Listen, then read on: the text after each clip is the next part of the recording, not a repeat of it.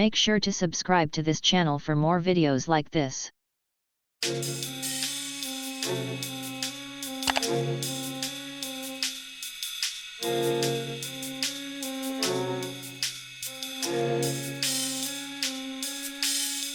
By a pair of multi-talented folks, Brian Windhorst, New York Times bestseller and host of the Hoop Collective podcast, as well as ESPN host, hoop streamer, reporter, and much, much more, Cassidy Hubbarth. Grizzlies have released in the last few years, then signed with the Lakers, including this year.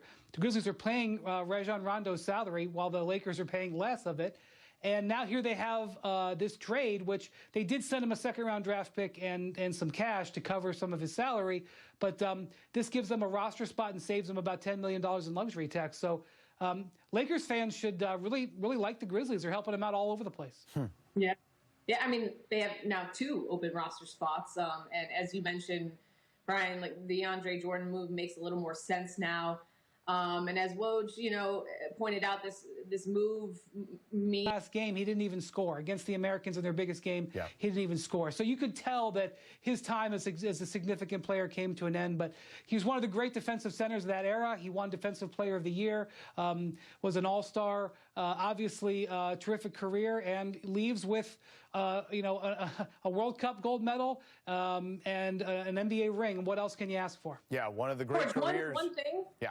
George, one thing, and maybe Schwartzy can look this up for us. I'm seeing that he's 49 points behind Mike Conley for being the franchise's leading scorer. So I don't know. Do you give him 2 games so he can become the franchise's leading scorer? I'm just throwing that out there. Yeah, Cass, I don't know if he needs just 4 games to get that at this stage, or 2 games at this stage of his career. I don't know if that could materialize, but certainly if it is a career for Marc Gasol, a fantastic one for sure. One of the great careers of any second-round pick, if you think about it, in the history of the sport. He's certainly up there. All right, his career. Well, I think the first thing that comes to mind is Game 6 of the 2013 Finals.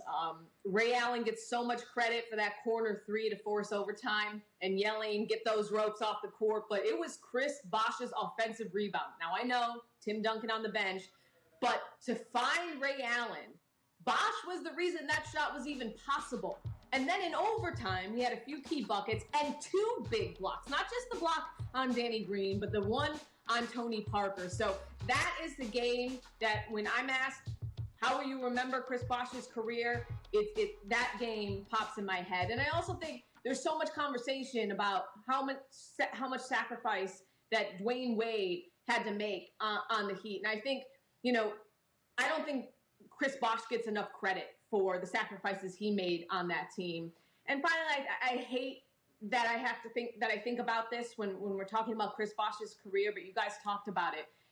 He's 37, the youngest member in being inducted this year, and one of the youngest members to be inducted into the Hall of Fame in NBA history. There's a lot of what-ifs surrounding Chris Bosh, and I think, unfortunately, that defines a bit of his career. Yeah, I don't think there's any question. Eric Spoelstra always said, and Brian, you'll remember this, he said, he was the most important player of that group with those 3 guys because he had to make the biggest sacrifice for sure. So shout out to Chris and all the Hall of Famers, obviously, this weekend. We'll be watching for sure. All right, coming up, we'll talk about the Lakers roster construction. We'll get into that.